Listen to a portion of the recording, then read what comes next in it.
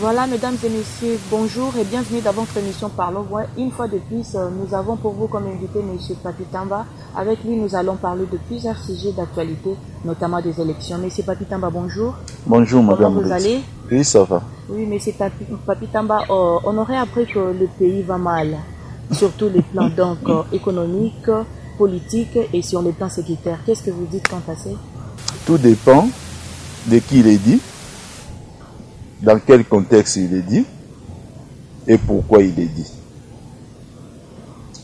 Que ce soit un jeune de 12 ans, 13 ans, qui le dise, parce que ce jeune a commencé à avoir le discernement il y a 2-3 ans, nous dirons que ce jeune-là, et qu'il le dise de façon innocente, nous dirions que ce jeune-là dit des choses qui sont fondées.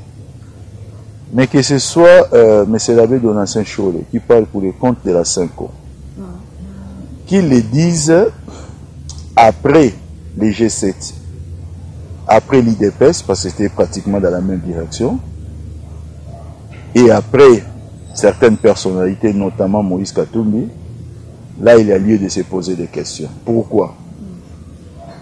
Parce que M. l'abbé Donatien Cholet connaît la situation de ces pays. Il sait quelle était la situation de ces pays en 2001. Il était déjà prêtre en 2001 parce qu'il était ordonné depuis 1993.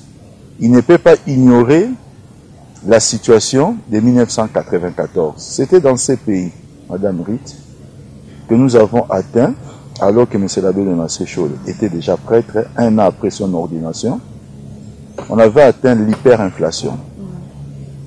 L'hyperinflation qui avait atteint un chiffre de 10 000%. 10 000% d'hyperinflation. Vous pouvez imaginer ce que ça peut représenter. C'était dans ces pays en 1994. Papi Tamba n'invente pas les chiffres. Et on connaissait une augmentation vertigineuse des prix des denrées de première nécessité. Quelquefois, ça a augmenté les prix 4 à 5 fois les jours. C'était dans ces pays. Et dans l'abbé de Donatien Cholet, laissé. Aujourd'hui, nous parlons d'un problème général. D'un problème général des crises économiques mondiales liées à la crise des matières premières. Il ne faut pas oublier qu'il y a effondrement des matières premières et que notre économie repose sur les matières premières. Ça va nécessiter, voilà, des mesures d'ordre international, mais aussi des mesures d'ordre national, où il faut relever ces défis et peut-être corriger certaines erreurs du passé plutôt. Cela a des conséquences. Cette conséquence, l'Angola l'a connue avant nous. Les Kwanja perdent des valeurs en Angola plus que les francs congolais, presque tous les jours. Les Congo-Brazzaville en face, alors que les francs CFA n'est pas seulement qu'une monnaie locale, mais est en train de perdre des valeurs par rapport au dollar quasiment tous les jours. Aujourd'hui, la République démocratique du Congo est touchée. Mais avec une particularité. La particularité, c'est que les efforts sont consentis pour que les produits locaux de première nécessité maintiennent les prix. Nous sentons maintenant cet effet de la crise dans des facteurs, ou dans des secteurs plutôt, ou dans des secteurs qui touchent le commerce international, où nous importons. Que faudrait-il ou que convient-il de faire? Moi, je crois que l'Afrique, dans son ensemble, même les pays du tiers-monde, peuvent tirer profit de cette situation, qui n'est pas une bonne situation. Mais tirer profit de cette situation, c'est de prendre conscience sur l'importance maintenant de booster notre production nationale, ou nos productions nationales. L'Afrique est parmi les rares continents au monde aujourd'hui, qui exporte tout ce qu'elle produit, et qui consomme tout ce qu'elle importe. Je ne parle pas des produits locaux de première nécessité, mais dans l'ensemble de ce qui vient de l'extérieur. C'est là où maintenant le problème de la dollarisation pose des problèmes. Nous devons renforcer la capacité de nos monnaies locales pour que nous puissions vivre seulement en monnaie locale. Vous savez, Madame Ritt, si les gens payaient les loyers en francs congolais, si les gens payaient tout en francs congolais, comme nous payons plusieurs choses aussi, plusieurs autres denrées en francs congolais, nous n'aurions pas pu ressentir cette crise que nous ressentons aujourd'hui. On n'aurait pas pu les ressentir. Mais c'est pas tout à fait que sur la sécurité, et ça, il faut soutenir les alakikala. Ben, sécurité comme les délais. Soit disant que ceux qui vont moni bateau, na ba carte sikate, carte de lecteur, bazo boto la bango, ou soit kosa la bango made. Est-ce que vous avez affirmé, Makambouana, que sécurité n'a pas qu'un abus, il faut soutenir les alakikala. La sécurité comme il partout. Parlons d'abord du problème, il y a insécurité territoriale. Avant tout, côté l'insécurité, c'est le plan interne. On dit encore que le pays va mal. En 2001, Maman Rite, pour l'on Kinshasa au Kende Goma, il faut les capables à Nairobi. Parce que avion, alors que ça 2 heures du temps vol, il faut l'on Kinshasa au Kende Goma exact. Car en 2001, voilà mon Konzambo qui a du pouvoir. À 45 minutes. Pour comme en Bandaka. Il faut les capables République centrafricaine pour traverser tout le monde à Katibazamba. Bon, comme en Bandaka. Pour l'année, parce qu'il y avait insécurité sur le plan territorial, où il y avait des poches, Mobimba, Yaminen et la province Bélé occupées par des forces rebelles. Aujourd'hui, il y a évolution. Donc le pays va mieux dans son soin. Mais ce qui est vrai, c'est que depuis un certain temps, nous vivons des événements moko. Les événements, et sa matière à réflexion aux Congolais. Et je ne dirais pas que nous avons CP là, mais je me dis que ça et le Komoko, Batumsous va prendre un peu conscience. Lorsqu'on a connu le problème d'évasion massive, dans la prison, il y a plusieurs personnes dans les réseaux sociaux, CP là qui. Par exemple, comme il y a un problème, il y a haine contre le chef de l'État. Parce que il y a un chef de l'État qui a créé. Bon, ce qui chef de l'État est créé, il fallait qu'il va se pélater. Puisqu'il y a un problème, ils envers le chef de l'État. Nabi va se pélater. Pour peut-être ce qui est Outaki. Il y a encore des écrits dans les réseaux sociaux. Heureusement que les écrits restent, les paroles s'envolent. Mais moi, je leur avais dit. Mais c'est bon que les autres se pélatent. Peut-être pour la haine, mais lorsque insécurité vous gagnez terrain, c'est-à-dire biso peuple. Nanto yo kité o makamore salé ndinga ndinga GLM, ndinga ndinga premier ministre ndinga nanto yo kité. Ils ont des moyens de sécurité au nganayo peuple tous en angoté. C'est-à-dire c'est nous encore qui souffrons de ça au quotidien. Alors toute tika question ya makambona ba haine oyo ezali inutile. Tout ça la un peu rationnel dans certains faits. Il y a un sérieux problème. Quand dans un État, plus de 4000 personnes s'évadent d'une prison, et parmi 4000 personnes, on suppose qu'il y a des criminels, on ne peut s'attendre que la insécurité dans le Boka. Il n'y a même pas moyen de s'attendre. C'est-à-dire quoi? À supposer qu'il y avait 3000 criminels qui étaient déjà mis hors d'état de nuire. Vous prenez 3000 personnes, 3000 mamans, pour reverser dans la société, pour chercher quoi? À nuire Nabaki. Et nous allons vivre ce que nous vivons. Maintenant, le service à sécurité est au salami. Tout ce que les services de sécurité est au salami. Et comme c'est une question, il y a traquer, criminel. Pas autant de place, nous va traquer les criminels. Pour préserver vie en Naïnayo. C'est un bon citoyen. Pour préserver, malheureusement, on observe toujours que Bissomoro peut être embêté. So bazo senga mukanda ba recevoir yo criminel parce qu'il n'y a pas de délit de faciès. Et ça il a juste ba otala mutu nyonso ba sani ba sengi. Toti kande haine. Lorsqu'on voit libération so seulement bisi ke belé. Ça ne peut se faire qu'avec une main noire. Et ça na batu moko boy, ba na intérêt. Yanga na autos en sécurité na kati mboka te. Batu wana nde bazo occasionner ba makambo wana. Lelo na yebi bango te. Parce que justice, et l'obi n'a pas été que au bakanga qui moututel, moutonga le bibo. Toyoki kaka, ba bruit. Toyoki ke, ba missus bakanga qui n'a dernier événement ya aussi il a commencé à Kalamu. N'a enquêteur que. Mais ba déclaration ya moko to landa na télévision, mutuana azaki mai, azaki rebelle, azaki parmi ba bakanga qui wana. Selon yé, ba mnyos ba osala ba financé par Moïse Katumbi. C'était des déclarations liées à Simaki. Biso Toyoki. Nous prenons acte et nous dénonçons, nous condamnons.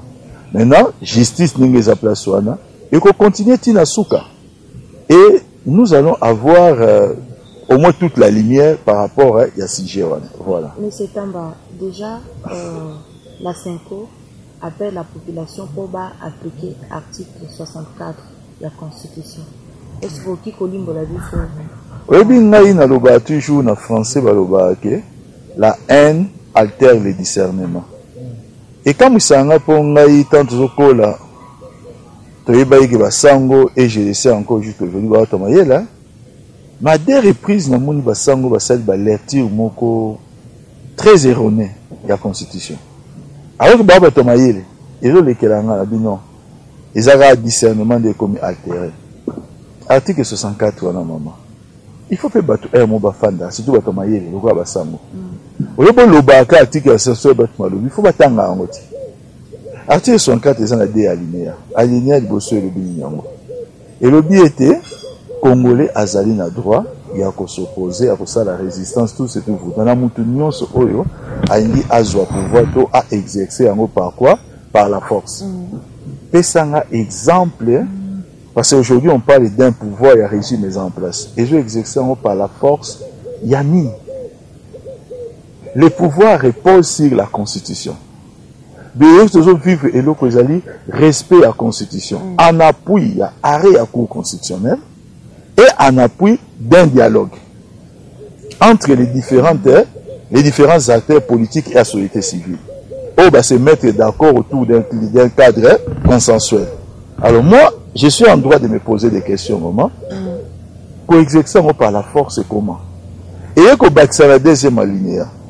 Alinéa a mis par les que non, n'est pas place wana, moutounionso. Ou akoluka azwa pouvoir par coup d'état. Bah, fait wana, ils sont d'abord imprescriptibles, ils sont condamnés. Donc, ça veut dire que interdit moutoua à pouvoir par coup d'état. Alors, tout maintenant une question. Bah, sango, bah, toi, boania. Toyo kamasola, article 64, mais ils ont un politicien. Ou politicien, ils ont un dengue nae. Politicien, ils ont un quoi, bongoli en pepo, ils ont luka mon dengue nae. Mais bah, sango. Kasi bah, sango, bah, oui, bah, ça, la bon po. Bah, mais quand on orienté bino, ils ont la bino, bah, tu as majorité na opposition pour. Et bah, sango, bah, orienté bino na nini, maman. Bah, qui na oni. Nabi des fois, ça a lecture, parce que non, oni, bah, oui, que non. L'institution non c'est illégitime, seul document aux autres sa légitimité l'institution est accord à l'étrangère. Bah ça on va lobby on a conseil de sécurité. Pas que Luxembourg quand même ce soit. Que Luxembourg quand même ce va nous le tout le bah sangwa modèle ni.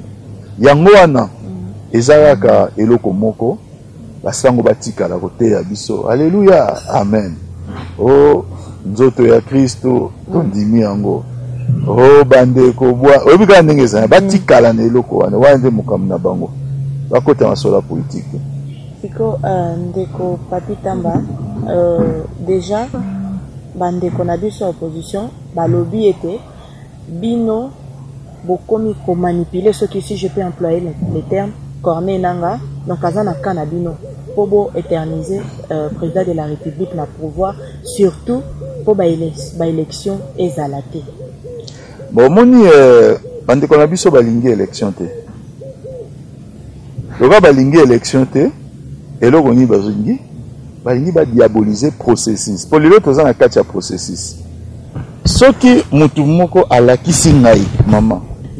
Et si ka oyo, président Corneille Nanga, à lobby, qui ngai Corneille Nanga de Nazaboye, na lobby na salle élection te. On a lingi pe.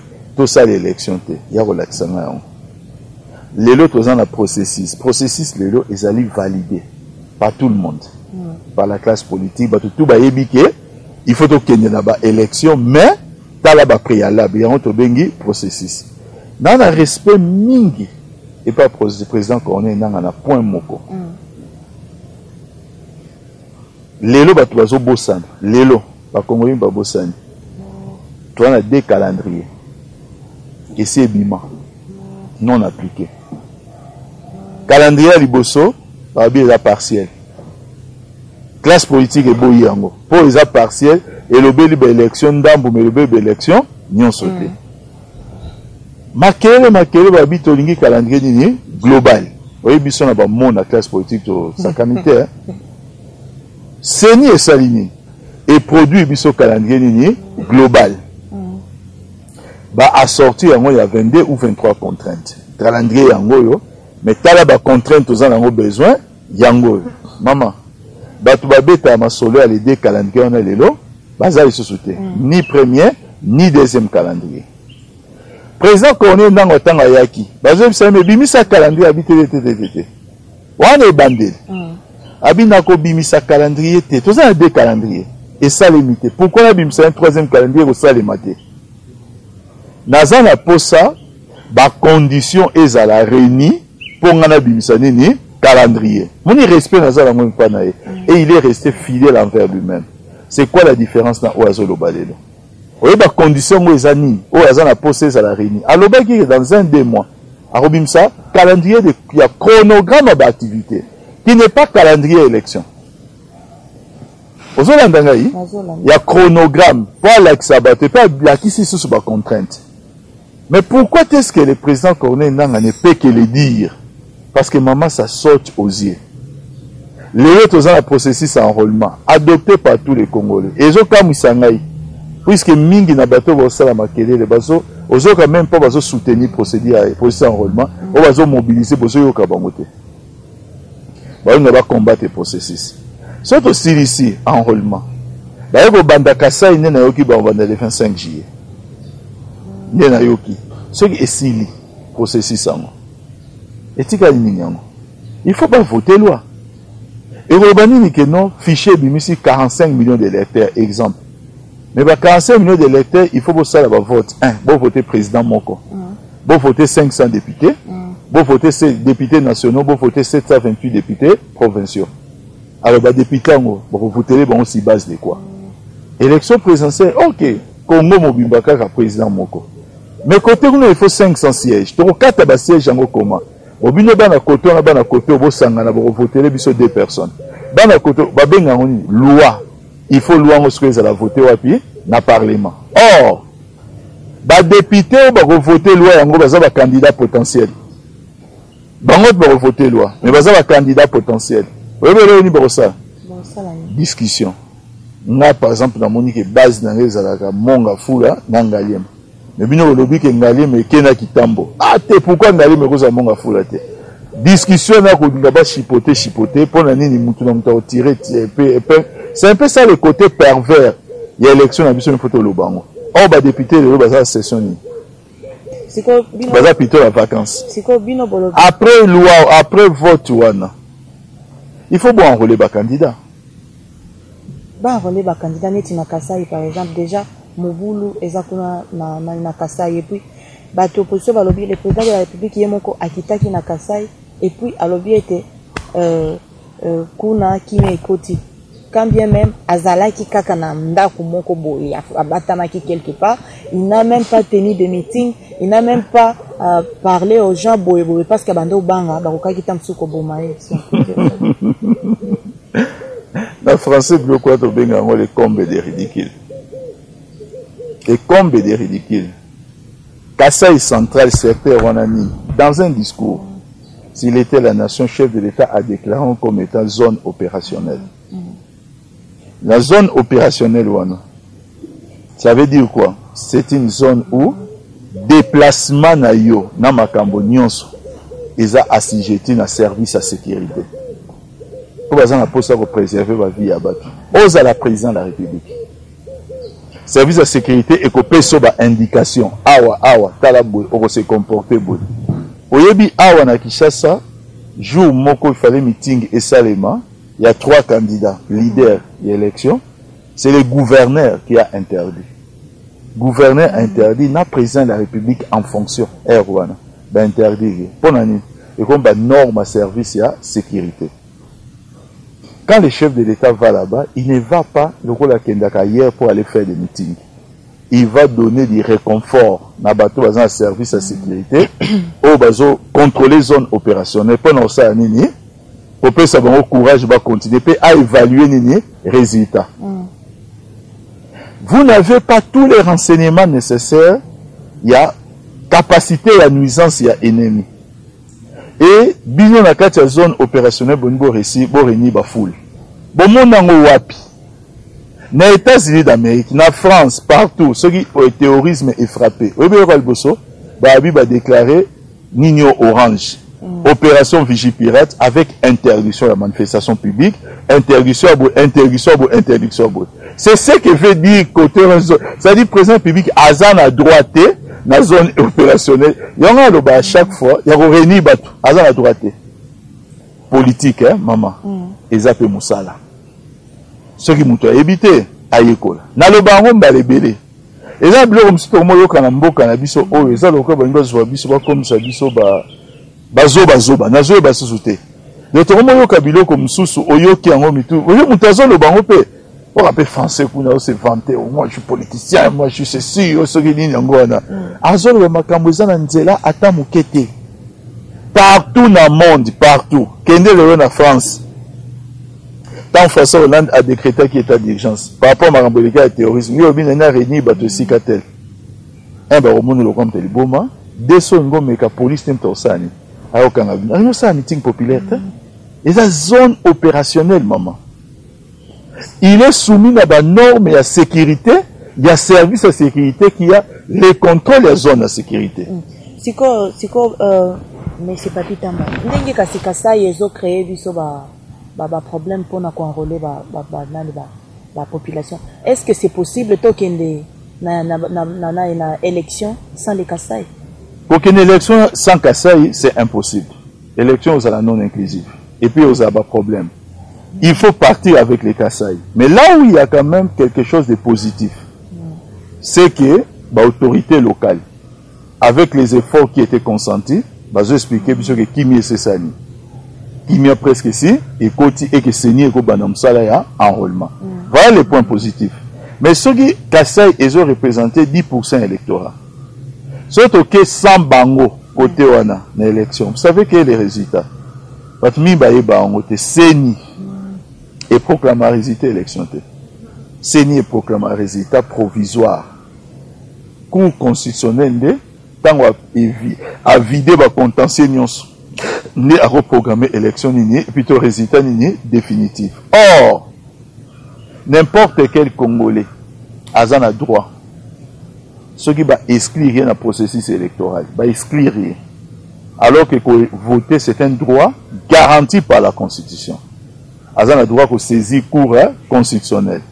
Imaginez 10% électorat va saisir le cours constitutionnel parce que va exclure dans le processus élection. Quelle va être la décision du cours constitutionnel? Et ça qu'on valide tous les scrutins. Ça veut dire que l'autre bossali et l'autre côté na souka on va bien faut bossani. Bon bandela pe bon intégrer bango. Ça va servir à quoi? C'est quoi? Ma politique hein. Yebisara bango. Tant okuta na bango pe. Oyesi bango que politique eza musala. O ayebité ayekol. C'est comme c'est pas pita mandenge eza abo. Ce qui est élection papa qu'on est nanga zo koka ko organiser élection te possibilité eza te pas démissionner. Ba bi zo kokate. Maman, nazo répéter goloba.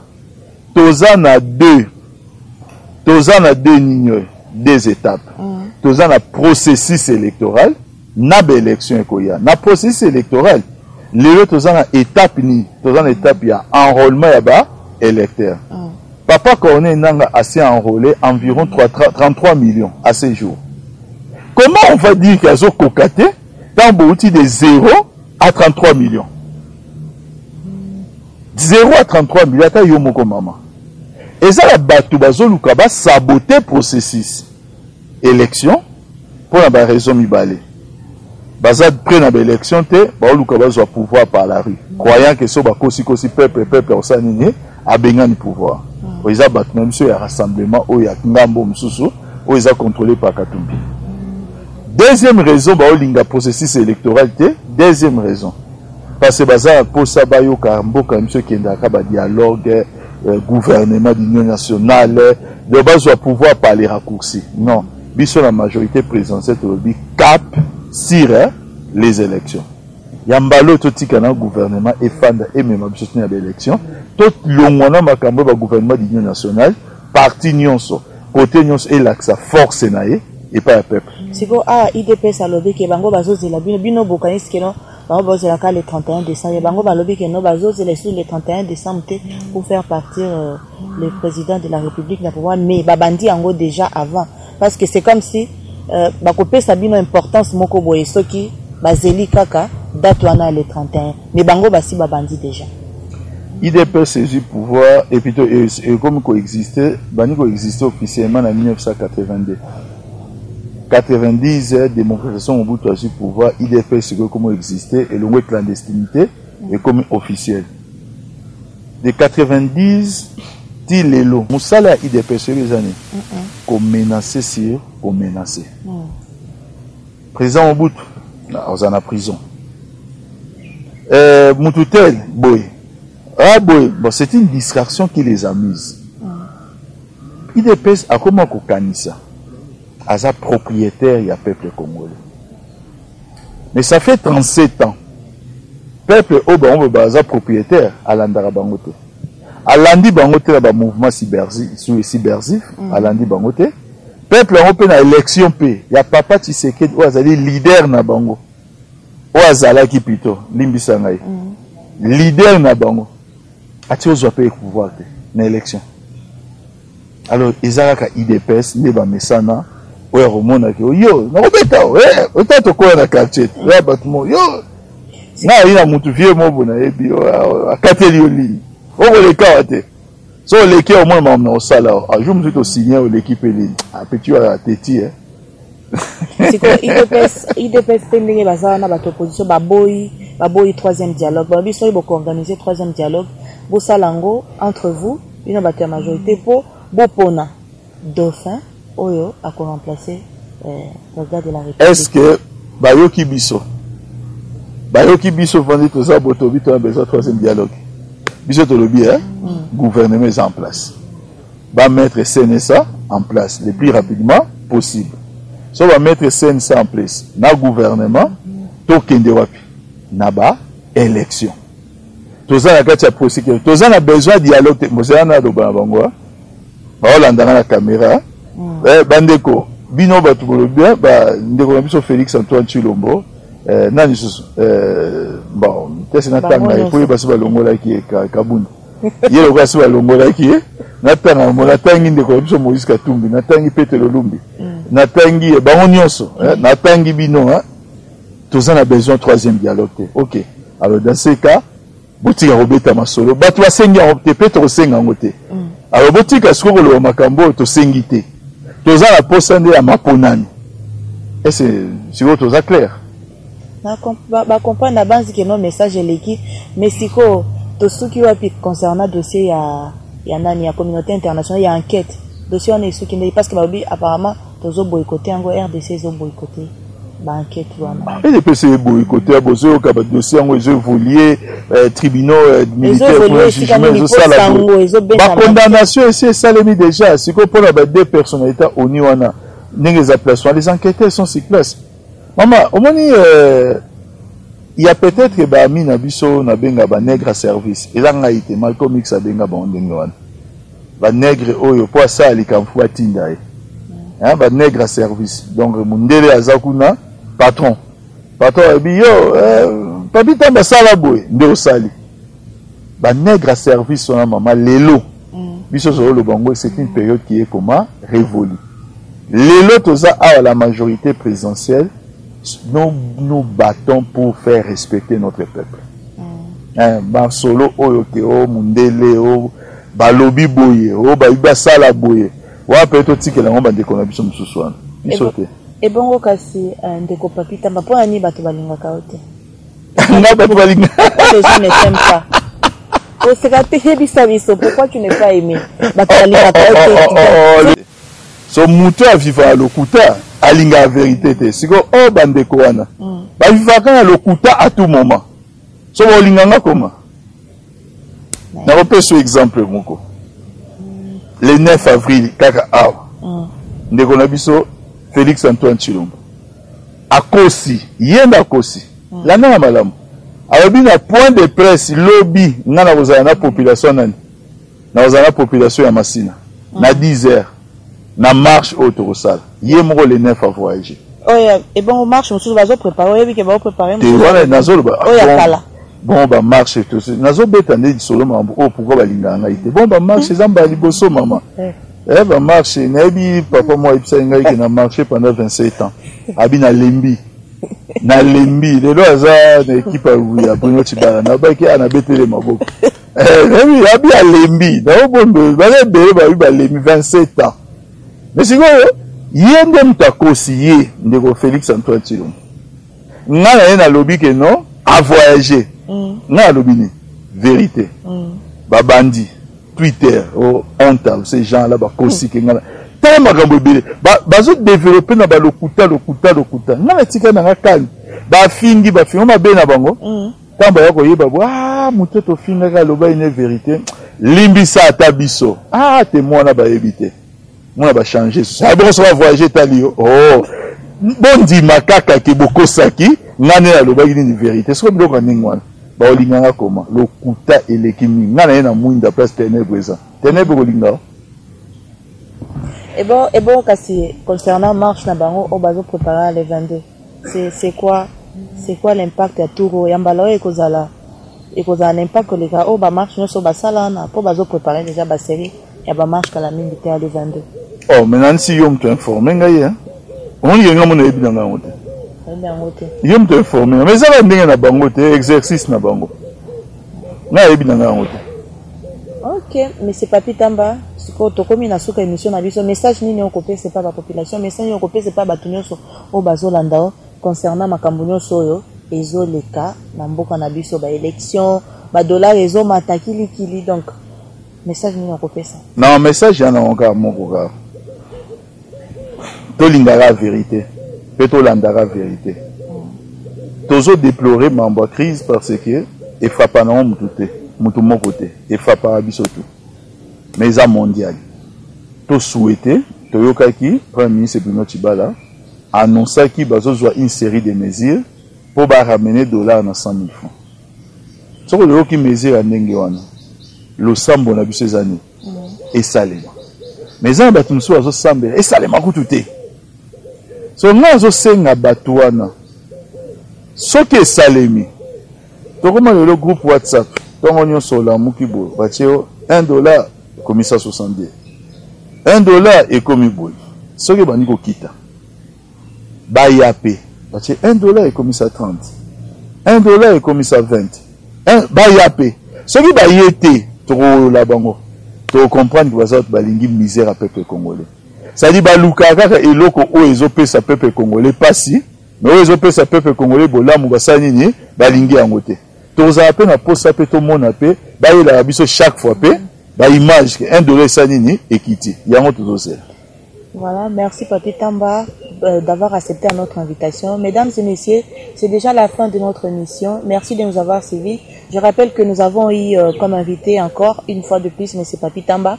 Merci et bonne suite de programmes sur nos antennes.